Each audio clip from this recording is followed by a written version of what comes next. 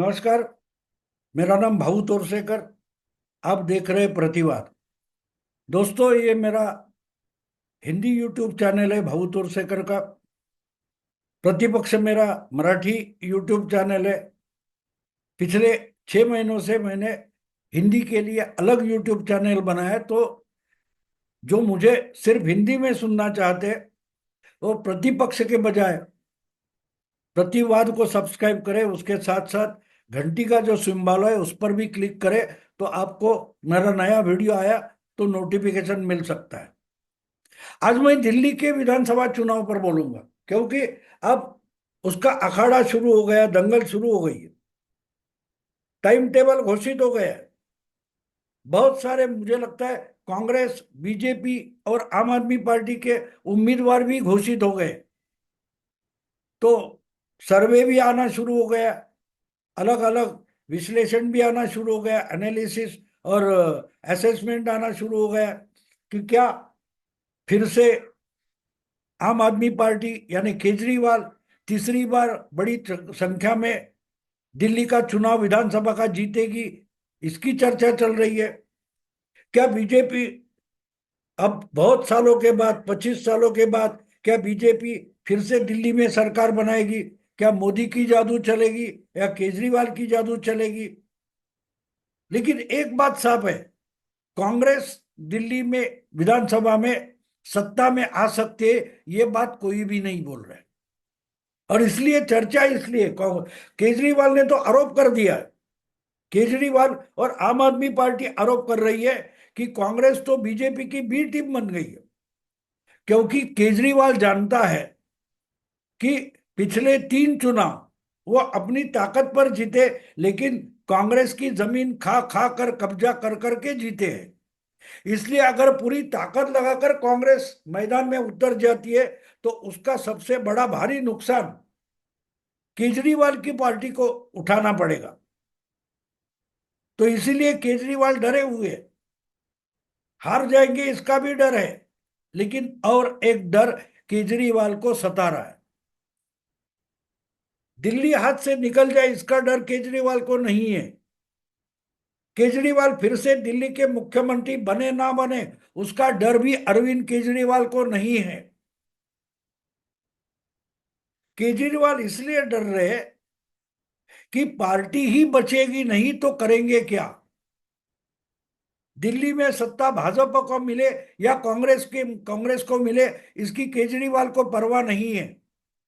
लेकिन एक बात उनके सामने साफ है कि केजरीवाल अब पॉलिटिक्स के सिवा जी नहीं सकते, वो सांस तक नहीं ले सकते। खाना पीना ना मिले तो भी केजरीवाल जिंदा रहेंगे, लेकिन पॉलिटिक्स के बिना जिंदा नहीं रहेंगे।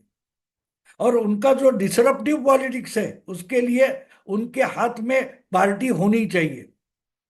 और जब एक पार्टी हार जाती है तो वो पार्टी, उसके कार्यकर्ता उसी पार्टी के नेता पर उलट जाते हैं, बुमरैंग होता है। और केजरीवाल इससे डरे हुए कि अगर वो दिल्ली का चुनाव हार जाते हैं तो उनकी ही पार्टी के जो समर्थक है, कार्यकर्ता है, उनके, वो कैसा बर्ताव करेंगे, क्या हालत करेंगे केजरीवाल। क्योंकि एक बात होती है, हारा हुआ या हारने वाला सेनापति सैनिकों को पसंद नहीं आता। जिस ढंग का आक्रामक संगठन केजरीवाल ने बनाया, पिछले 10 साल से हम देख रहे हैं कि इनके जो पक्के कार्यकर्ता है वो इतने निष्ठावान है कि केजरीवाल छू करे तो कुत्ते जैसे किसी पर भी जाकर टूट पड़ते हैं। क्योंकि केजरीवाल जिता कर दिखाएगा, ये उनका भरोसा है। अगर केजरीवाल दिल्ली का चुनाव हार जाते हैं तो पंजाब का चीफ मिनिस्टर भगवंत सिंह मान, जो इनका पिछलग्गू है, पीछे पीछे भागता है, क्या वो केजरीवाल को वही रिस्पेक्ट देगा? सोचिए जरा। और केजरीवाल इसीलिए डरे हुए हैं, क्योंकि केजरीवाल अब जान चुके हैं कि वो उनकी ही पार्टी के लिए कोई एसेट नहीं बचे, प्रतिष्ठा का या जमा राइन का वो कोई बचे नहीं, एसेट नहीं है, वो बोझ बन गए। और इसलिए केजरीवाल चुनाव हारने के कारण नहीं डर रहे। हारना जीतना तो होता रहता है, लेकिन अगर केजरीवाल हारते हैं तो उनकी जो एक हाथ से बाल्टी पर हुकूमत है वो नहीं रहेगी, इसका डर केजरीवाल को सता रहा है। और इसका कारण भी क्या है ये केजरीवाल जानते हैं। पिछले 10 साल में, 12 साल में उन्होंने जिस ढंग की राजनीति की है उसके परिणाम अब उनको भुगतने हैं। ये केजरीवाल को डर सता रहा है। हर बार कोई नया झूठ लेकर वो लोगों को उल्लू बनाते आए, लेकिन अब दिल्ली वाले भी सयाने हो चुके हैं और केजरीवाल का झूठ गली गली में मोहल्ले में पकड़ा जा रहा है। जिन्होंने उन पर भरोसा किया वो भी अभी निराश हो गए, फ्रस्ट्रेट हो गए कि ये तो बड़ा झूठों का सरदार निकला। इसलिए केजरीवाल जानते हैं वो उनकी पार्टी को जिता नहीं सकते, और जिता इसलिए नहीं सकते कि पूरी पूरी पार्टी की जिम्मेदारी उन्होंने उठा रखी थी। और जीतेंगे तो केजरीवाल के नाम पर जीतेंगे। और क्यों जीतेंगे? तो केजरीवाल जैसा कट्टर ईमानदार कोई नेता, कोई पार्टी है ही नहीं। और ये जो एक बड़ा झूठ उन्होंने खड़ा किया था वो आहिस्ता आहिस्ता उसका मुखौटा फट गया है। और ये केजरीवाल भी जानते हैं। यमुना साफ नहीं हुई, मोहल्ला क्लिनिक का पर्दाफाश हो गया है, इतने स्कूल बनाए उसका झूठ सामने आ गया है, जेल में कोई संघर्ष करके नहीं गए, फ्रॉड करके जेल में गए, मुकदमा चल रहा है। तो ये लोग जानने लगे। और इस डर से केजरीवाल डरे हैं कि भैया अगर ये लोग जानने लगे हैं तो क्या वो वोट देंगे। एक बात होती है, ऐसे जो अफवाहें होती है, बुरी खबर होती है, अपप्रचार होता है, उसको आप खुलासा करके या इश्तेहार देके भी जवाब दे सकते हैं, लोगों को अपनी साइड बता सकते हो आप। और अगर उसमें गलत फहमी बन गई है तो वो दूर कर सकते हो। लेकिन केजरीवाल क्या कर सकते हैं? शराब की पॉलिसी मैंने नहीं बनाई, उसमें घोटाला नहीं हुआ, ये बोल नहीं सकते, क्योंकि अब तो सीएजी का रिपोर्ट आ गया, कोर्ट में मामले दर्ज हुए, सबूत सामने आ चुके हैं, सुनवाई बाकी है, तो झुठला नहीं सकते। और इसलिए केजरीवाल जो सवाल पूछे जाएंगे उस सवाल का जवाब देने के बजाय उसको कोई डाइवर्शन निकाल देते, दूसरा ही मुद्दा लेके आते कि दिल्ली के गरीब बच्चों को अच्छी स्कूल की पढ़ाई ना मिले, इसके लिए षड्यंत्र हो रहा है। यानी मोदी जी प्रधानमंत्री अगर बने हैं तो केजरीवाल और राहुल गांधी इनके खिलाफ कोई षड्यंत्र करने के लिए ही मानो मोदी जी प्रधानमंत्री बन बैठे, बाकी प्रधानमंत्री को दूसरा कुछ काम नहीं है। ऐसी बात नहीं है। तो एक बात केजरीवाल जान चुके हैं कि 10 साल के बाद पहली बार ऐसा हुआ है कि केजरीवाल को साक्षात्कार हो गया है कि उनकी हार निश्चित है और सिर्फ एक इंसान उनको पक्का हरा सकता है। बस दूसरे किसी की जरूरत नहीं है। ना शीला दीक्षित के बेटे संदीप दीक्षित को केजरीवाल को हराने की जरूरत नहीं है। कोई तिकड़मबाजी करके या कोई आक्रामक पवित्रा लेकर केजरीवाल को हराना संदीप दीक्षित के लिए जरूरी नहीं है। या रमेश विधुड़ी हो या कोई परवेश वर्मा हो बीजेपी के, या खुद प्रधानमंत्री मोदी या अमित शाह हो, वो कोई दांव पेच खेलकर केजरीवाल को हराना चाहते तो उसकी भी जरूरत नहीं है। केजरीवाल पक्का जानते हैं उनको कौन हरा सकता है, कैसे हरा सकता है, क्यों हरा सकता है। केजरीवाल पूरा का पूरा जान चुके हैं कि उनकी टांग कहां फंसी है, उनकी हार निश्चित है। और क्यों है इसके लिए ना मोदी जिम्मेदार है, ना संदीप दीक्षित वगैरह की चाल कारणीभूत है। केजरीवाल जानते हैं उनको एक ही इंसान पक्का हराने वाला है। और उससे छुटकारा पाना भी केजरीवाल के लिए इम्पॉसिबल है, क्योंकि केजरीवाल को हराना एक ही इंसान को पॉसिबल है। उसका नाम है अरविंद केजरीवाल। यस, केजरीवाल जब से राजनीति में आए हैं, तब से उन्होंने जो जो तिकड़मबाजी की है, उससे जो लोगों के मन में उनकी एक इमेज, एक प्रतिमा पैदा हो गई है, उससे एक बात साफ है, उनको हराने के लिए और किसी इंसान को लाने की जरूरत नहीं है। किसी नेता पार्टी को अगुवाई करने की जरूरत नहीं है। जैसे वो भस्मासुर की कहानी आपको याद होगी, भोलेनाथ से उन्होंने वरदान प्राप्त किया था।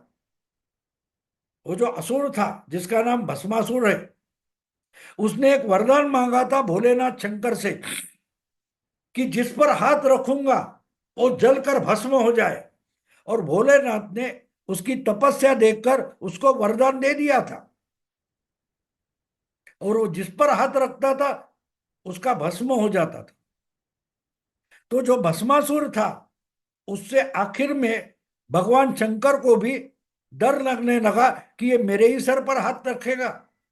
और भगवान शंकर दौड़ते दौड़ते भगवान विष्णु के पास चले गए कि भाई मुझे बचाओ, मैंने ही वरदान दिया है और मुझ पर ही वो उल्टा आने लगा है, अभी क्या करे।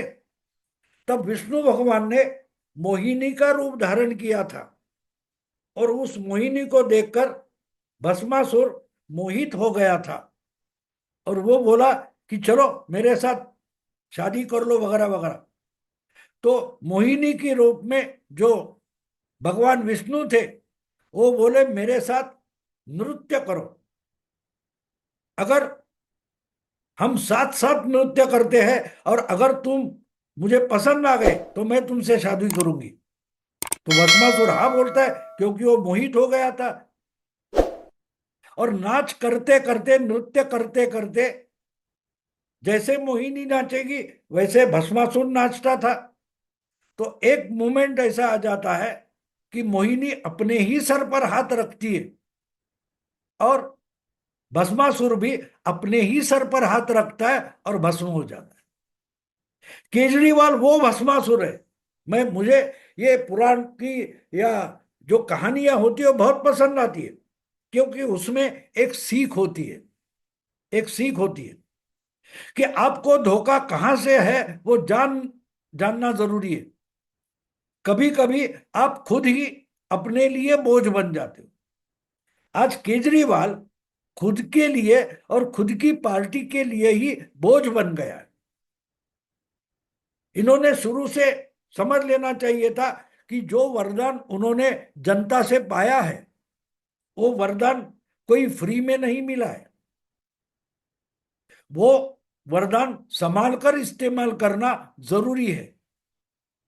कहीं हाथ रख दे तो उसका सोना बन जाएगा, कहीं हाथ रखे तो उसका भस्म हो जाएगा, ये वरदान जरूर होता है।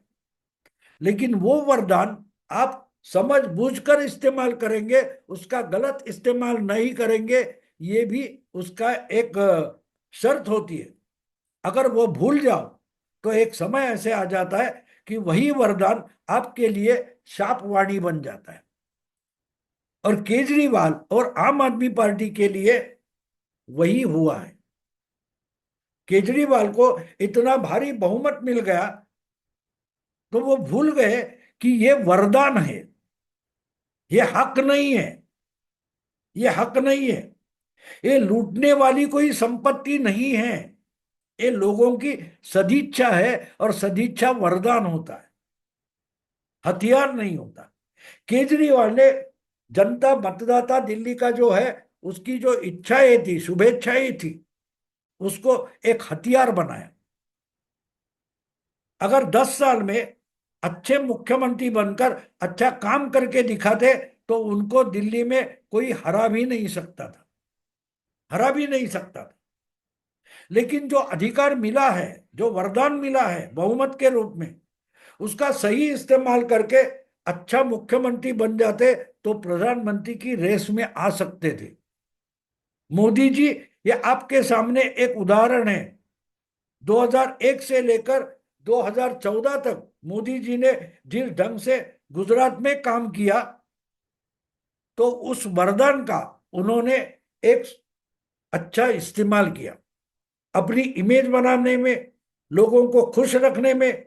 और गुजरात की जनता खुश करते करते मोदी जी की प्रतिमा इतनी सुहानी हो गई कि देश भर के लोग चाहने लगे कि हमें मोदी जैसा मुख्यमंत्री हर प्रांत में नहीं मिल सकता, तो मोदी को ही प्रधानमंत्री बनाएंगे। तो जो गुजरात में वरदान मिला था वोटर का, मतदाता का, उसका सही इस्तेमाल मोदी ने किया तो देश के प्रधानमंत्री बने। केजरीवाल भूल गया कि शुभेच्छा मतदाता ने दी, बहुत बड़ा बहुमत दिया तो वो वरदान है, वो केजरीवाल भूल गए और केजरीवाल भस्मासुर बन गए। और भूल गए कि अगर गलती से मैं अपने ही सर पर हाथ रख दूं तो क्या होगा, ये भूल गए थे। और आज ये हालत हो गई है आम आदमी पार्टी की कि केजरीवाल एक तरीके से अपनी ही पार्टी के सर पर हाथ रखकर बैठ गए। तो आम आदमी पार्टी का भस्म हो जाना आने वाले चुनाव में तय है, और इसी का डर केजरीवाल को सता रहा है। अरविंद केजरीवाल नाम का एक ही इंसान है जो आम आदमी पार्टी को बना सकता था, उसने बनाई। और वही एक आदमी था जो आम आदमी पार्टी को खत्म कर सकता है, उसका भस्म कर सकता है। और बिल्कुल वही समय 2025 के चुनाव में आ गया है, और केजरीवाल उसी अपने ही प्रतिमा से डरा है, जो प्रतिमा वरदान की नहीं है तो भस्मासुर की। दोस्तों, अगर ये वीडियो पसंद है तो लाइक कीजिए, शेयर कीजिए, और प्रतिवाद को ज्यादा से ज्यादा सब्सक्राइब कीजिए, घंटी के सिंबल पर क्लिक कीजिए। नमस्कार।